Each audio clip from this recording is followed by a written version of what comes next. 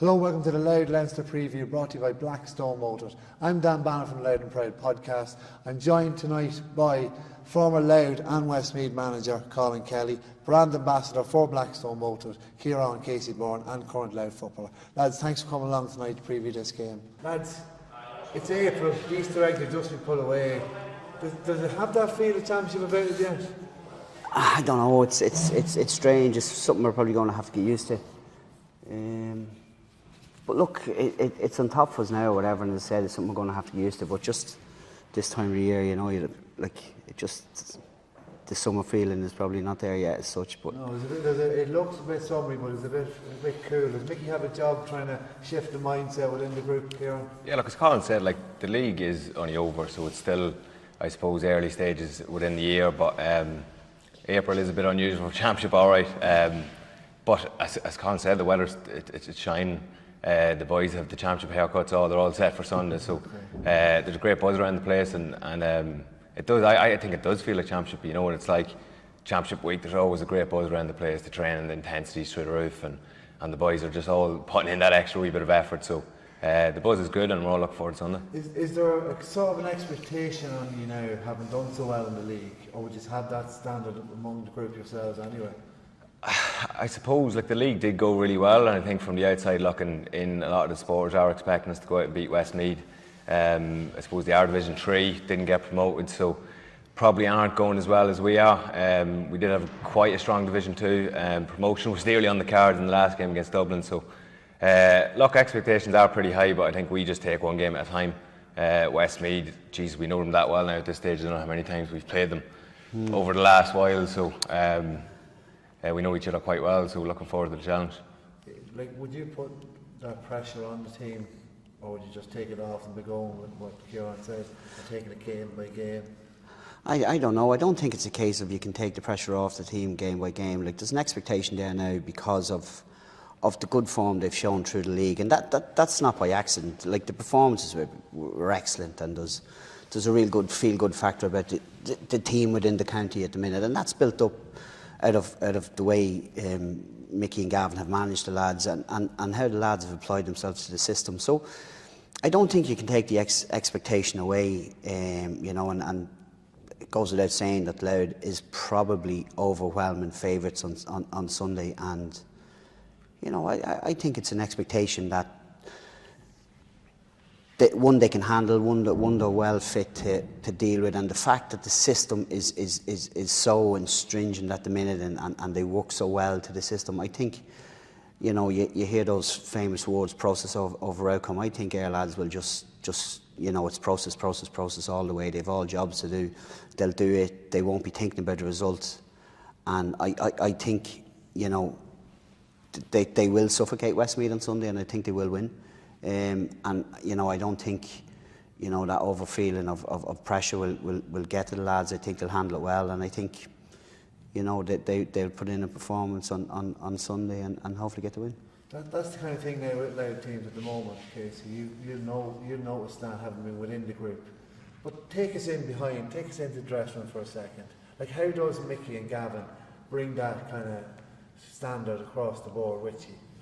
Like, it's great to hear that from Colin. I suppose from the outside looking in, for a long time that expectation wasn't there. I think every year we went into a championship game, and I suppose people weren't expecting us to do too much.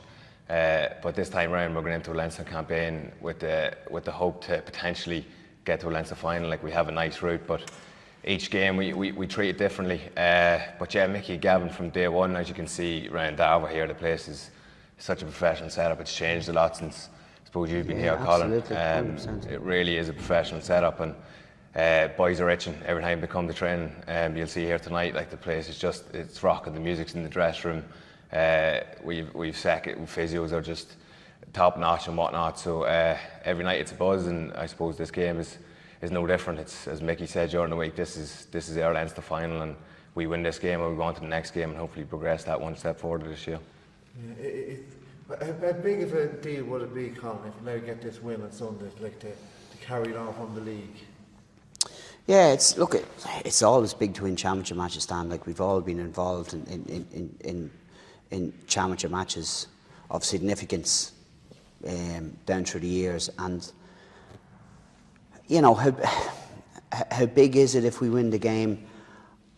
I probably don't feel it's going to be huge until we get to the, you know, to the latter ends of the Leinster Championship, into the All Ireland series. As I said to you, you know, the system is so impressive, and the work ethic within the group is so impressive. Like, to lose this guy, they've lost Conor at stages during the games. You know, anything they seem to be confronted with, they deal with it, they move on. So I don't even think it's a case of, there's momentum now. There will be deflation within the county if we're beaten on Sunday, but for Louth people, it's not the end of the world. Like, we've an All Ireland series to look after, so there's a huge amount of positives to look forward to in the summer. And I think, you know, from the outside looking in to the setup, as Casey said, it's hugely changed from when we were here. You know, and albeit, you know, we had a feel-good factor about the group. We were winning more games than we were losing, and the players were a pleasure to deal with. There's this drive now to work and work and work, and I think, as I said to you, I can't see anything other than Louth winning on Sunday, but I don't see it as being hugely momentous. If we do get the result, I don't think we'll get ahead of ourselves. Yeah. So I don't think winning on Sunday will be this huge event. I think they've brought a feel-good factor about the county now that we're used to winning. It's kind of what you know, that it's like, this is an expected thing. It's not going to be like a big day out if we beat Westmeath, the championship. It's like, this is what we do. Oh, look, don't get us wrong, it's still a massive game. Huge game, and it's the first time probably, like, and it's testament to all involved, like from county board to management to players. Like, it's the first time in a long time we've probably went in to play a Westmeath team where we're actually favourites. The bookies, they probably don't have us as favourites, do they? Well, just slightly, I'd imagine, but... Jesus, Casey, now, hang on a minute. I don't know what you're grabbing on here. Of course we'll be favourites, like, we're playing in the higher division. We've done well. We went to the last game in the National League in Division 2 with a shot at promotion. And probably it was beyond us, the Dublin match, I always felt, but we probably could have snuck something in Clare, maybe getting a result in Derry.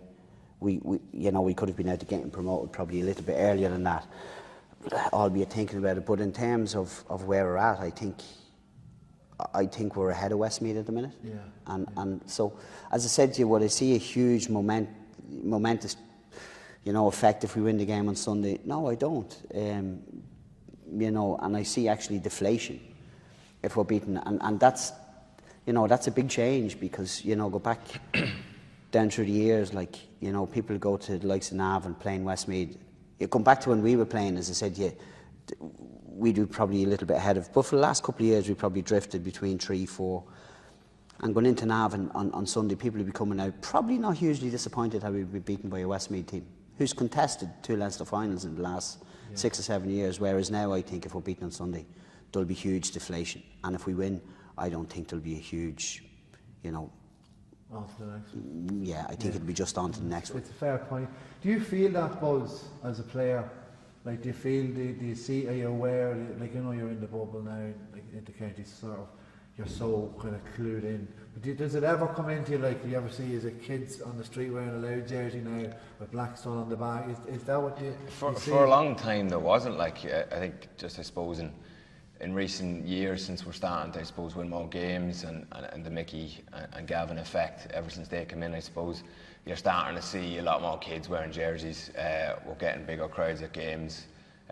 Kids are, I suppose, looking up to us, and they respect the Louth GAA player a lot more. I think for a long time we didn't have that, and I'd say Colin probably agrees. Like, there wasn't many players that kids would look up to and respect them, but I think that's starting to become a bit more of a thing within Louth, and that's important. Like, if we're looking to sustain this success and go further afield, we need that. We need kids wanting to play Gaelic football, and I think within Louth you have the Knock and Drogheda big soccer team, so it's important that we keep that going, and kids want to play Gaelic and want to come up to Darver, and hopefully Mickey and Gavin stay around for a lot longer than what's firstly signed. So look, we'll see how that pans out, but all roads lead to Westmeath now on Sunday, and I know Colin's saying that we will be deflated if we lose, but I think every game's so important. Like, we want to get to a Leinster final this year. That's our aim, and within the four walls, we genuinely believe that we can get there and compete against the best. So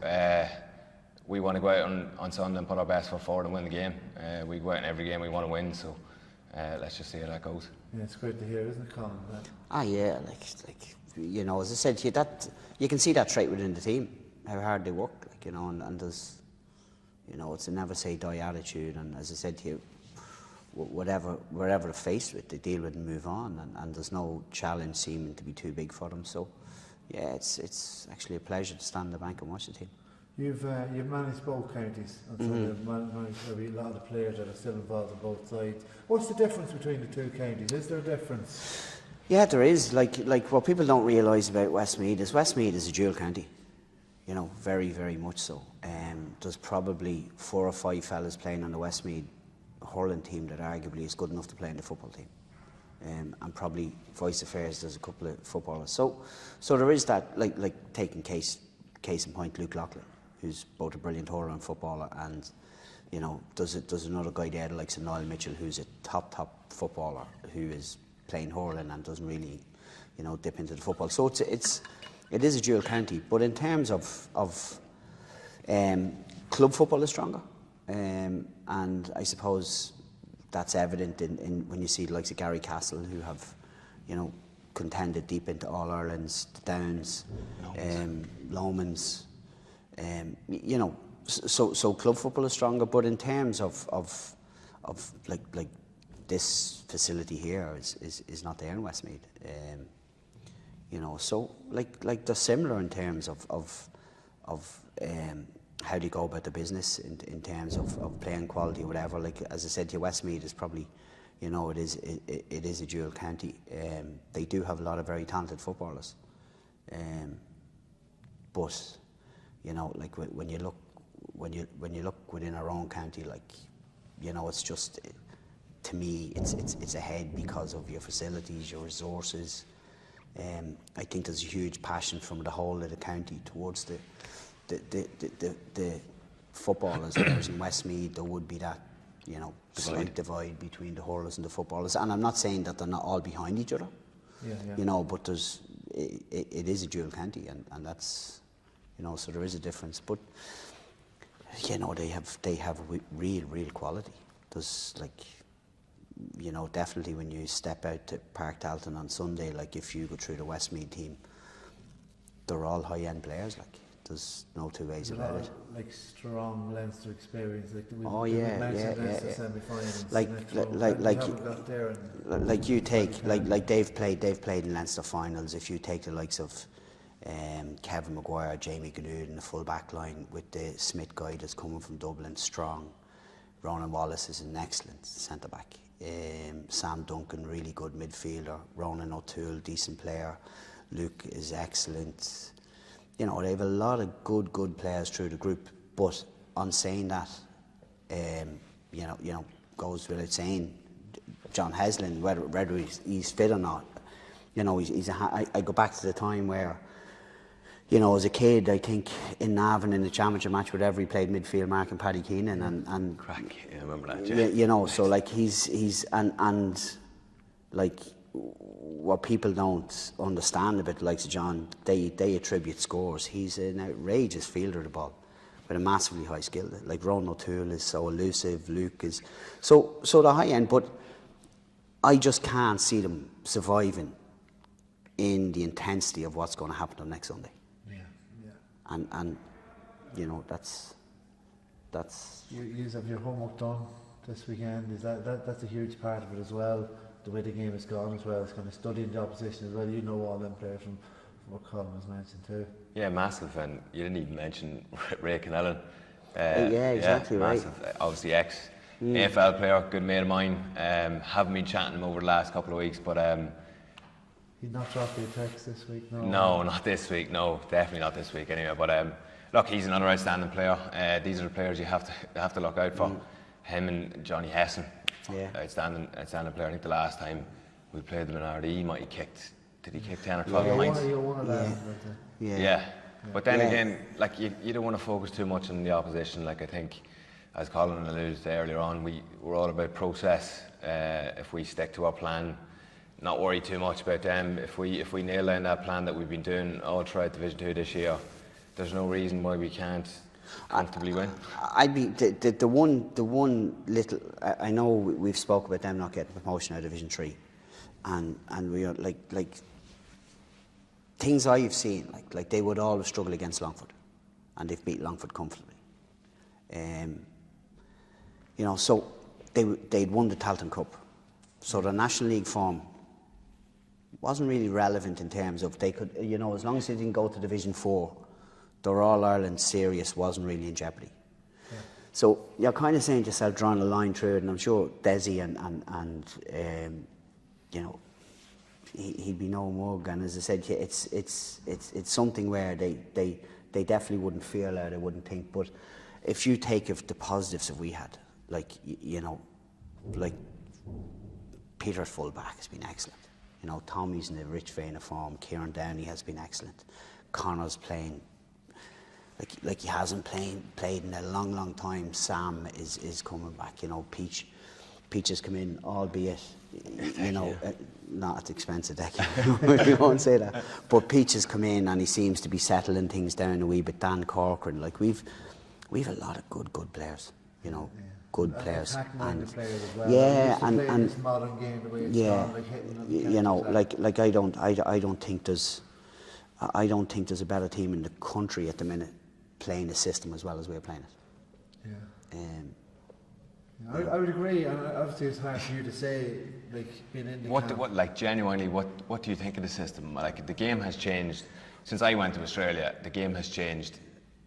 At second, it has changed immensely, and it was changing probably like from when I went in 2015 to 2017. Probably teams hadn't got the grip with changing, so we kind of like there was a transition in the team at that stage, and we kept Desi. Not that we kept. We were lucky enough that Desi stayed on for a year. Shane went, Paddy Keenan went. We brought in a lot of guys, and the team transitioned into the likes of Tommy and these fellas. But then all of a sudden, teams in the lower ends were not good enough to defensively set up to stop you playing. So when like every game I was the manager, Decky started. So like Derek went back to play as a sweeper, and we had a real tuned in system, and it got us through it. But now it's just so systematic. Like if you're not buying into that, and the key is here, like it's very hard as a manager to go in and get the buy-in that the likes of Gavin and Mickey have got. And there's probably only a couple of managers in the country that can walk into dressing rooms and command that respect to say, listen, this is what we need done, and it's actually to the letter of the law it's carried out. And you can see it, you know, that the boys just hang on every word, you know, and in fairness, like it's, you know, there's a good element of skill to it as well. Like like it's not just. It's not just putting. No, because you can see there's an evolvement in the way we attack. It nearly annoys me that people think it's a solely defensive game. No, it's not. It's as much offensive as it is defensive. Well, the thing about it is, right, if it's solely a defensive game, you're not going to score because you have everyone behind defending the ball. And we are scoring. So there has to be a methodology behind how you attack. Yeah. You know, and like, you know, we've often been having a beer and clot ahead, and like, you know, you'd be talking to some of the older guys and saying, Jays, I can't watch that playing, I'm not watching that football. That changes, like, you know, if you went back to the 70s or the 60s and watch GAA goal, it's a different game. Like, go back to when we were playing. Go back to when we were playing, right? There was a certain element of tactical nous, say, but then the big tactic was you took a corner forward and plays a third midfielder. Yeah. You know, there was never a case of, you know, if teams were double teaming someone, it was actually two fellas marking the one guy, like. Yeah. So you double team the best player. You wouldn't put someone into the space to stop the ball going into him. So there'd be two boys standing here, and you'd be stuck in the middle, and you'd be trying to get away from them.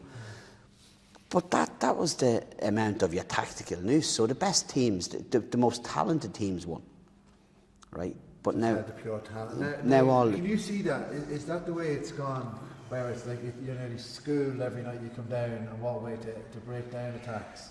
Is that why the game has kind of changed?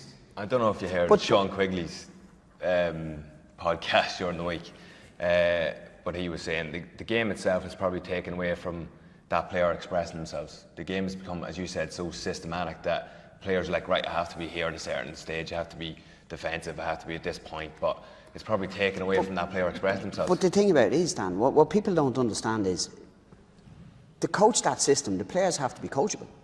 Yeah. Right? And then, like, tackling's a skill, blocking's a skill, evasion's a skill, right?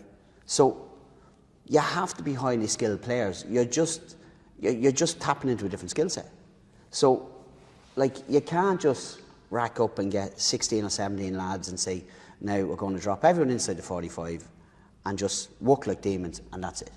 You know, there's more of a thought process to it. Absolutely. And as it evolves, like, I think the challenge for us is to bring more talent into this system. Yeah.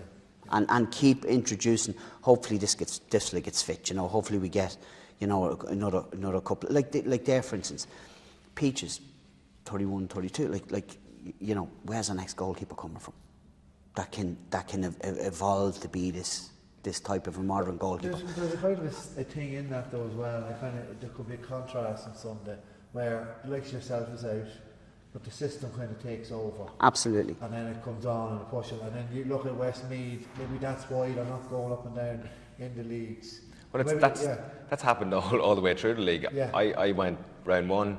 Sam, I think it was round 3 or 4, whatever it was, against Kildare. So we stepped out, another fella steps in. Yes, we're losing calibre of players, but it's just the other boys fit into the system, and that's what it comes down to. It comes down to the process of boys playing in the system. Absolutely. And you work hard, and if everyone understands that, and you're continuously doing it, you're doing it at training, you're doing it in each games, and you're getting results, continue to do it, and it'll just keep coming. But yeah, boys just step into the system, and it's as if no one is left. Well, hopefully that result comes again this Sunday. Hopefully that has whetted the appetite for you on this Louth preview, brought to you by Blackstone Motors. I'd like to thank Colin and Casey for their time and previewing the game. Enjoy the game on Sunday. We'll be back again hopefully next week after a good big Louth win.